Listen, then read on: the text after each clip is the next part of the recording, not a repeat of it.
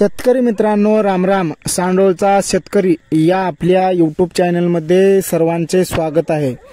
तर शेतकरी मित्रांनो, आज आपण या व्हिडिओमध्ये वांगे पिकावर विशेष करून शेंड्याच्या पानावर काळे काळे ठिपके यायला सुरुवात झाली आहेत. दुसरा मुद्दा, पानाच्या पाठीमागून सुद्धा असं काळसर पडलंय. आणि तिसरा मुद्दा, पानाच्या मध्यभागी पिवळे डाग यायला लागल्यात. तर हे जे या 7-8 दिवसाच्या पावसामुळे जे वांगी पिकामध्ये प्रॉब्लेम तयार झालाय, तर ह्याला बुरशी, करपा, डावणी रोग म्हणतात. तर हे नियंत्रण करण्यासाठी आपल्याला टॉपच्या अशा कोणत्या फवारण्या घ्यायच्यात, तर ही सविस्तर माहिती आपण या व्हिडिओमध्ये पाहणार आहोत.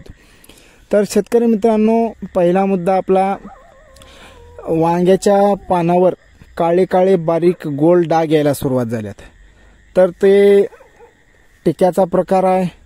तर टिक्का नियंत्रण करण्यासाठी, काळे डाग नियंत्रण करण्यासाठी आपल्याला टॉपची फवारणी कोणती घ्यायची? तर शेतकरी मित्रांनो, असे जर काळे डाग आपल्या वांगी पिकावर येत असतील तर आपण पहिली फवारणी घेणं गरजेचं आहे. तर ते म्हणजे स्टेप्ट्रोसायक्लिनच्या जे पिवळ्या पुड्या असतात, तर ते पुड्या घ्यायचे. आणि त्याच्यासोबत आपल्याला कॅब्रिटॉप हे बुरशीनाशक घ्यायचं आहे. तर ह्याचं प्रमाण किती घ्यायचं आहे? तर शेतकरी मित्रांनो, स्टेप्ट्रोसायक्लिन प्रतिपंपासाठी 2 ग्राम आणि कॅब्रिटॉप हे बुरशीनाशक प्रतिपंपासाठी 30 ग्राम अशा पद्धतीने आपल्याला फवारणी घ्यायची. हे झाला काळे डाग येत असतील तर हे फवारणी करायचं आहे.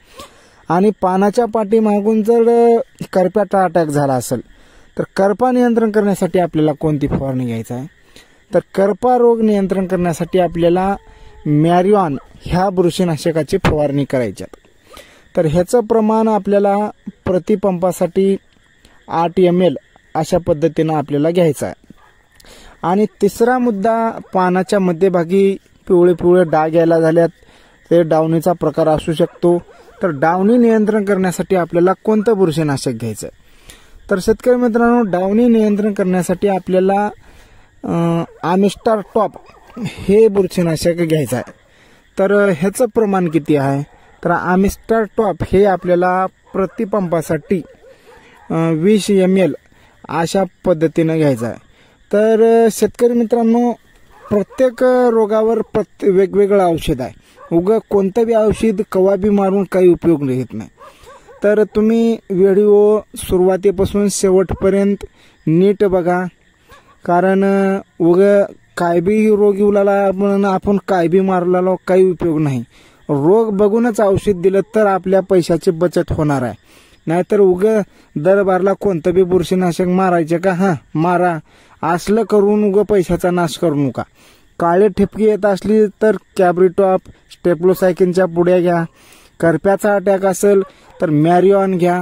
आणि डावणीचा अटॅक असेल तर आमिस्टार टॉप घ्या. म्हणजे अशा पद्धतीनं तुम्ही नियोजन करा. हे आपण जे बुरशीनाशक सांगितलेले आहेत, तर हे बुरशीनाशक आपण कोणत्याही कीटकनाशकासोबत घेऊ शकतो.